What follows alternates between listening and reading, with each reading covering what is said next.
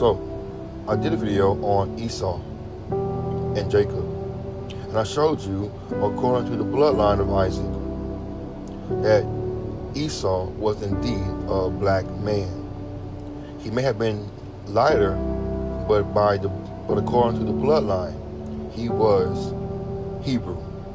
Why? Because Isaac was Hebrew. So now that we know that Esau was not Caucasian, that Esau was not the white man, that he was indeed a black man by the bloodline. Now my next question for you is it a bloodline issue or a skin color issue? So, if it's a bloodline issue, that would mean that the color of your skin would not matter, because Esau, an albino, had the blood of his Hebrew father. Now, if it's the bloodline, if it's all about the bloodline, now I understand why God told Abraham and Isaac not to mix with the heathen nations.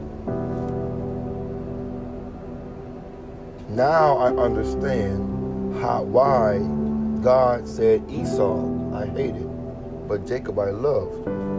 Because God knew that Jacob would obey the commandment that God gave Abraham and Isaac by preserving the bloodline. And God also knew that Esau would disobey the commandment that God gave Abraham and Isaac by marrying into the Canaanite nations. So Esau would corrupt the bloodline, but Jacob would preserve the bloodline. But why was God so important? Why was God so serious on preserving the bloodline?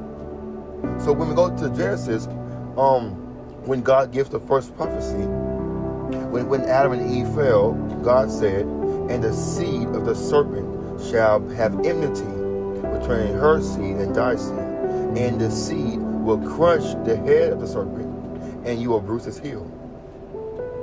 Now I understand why God told Abraham, "Through your seed will all of the families of the earth be blessed." But in order for the promise that God gave Abraham and the prophecy that God gave Adam and Eve in order to restore mankind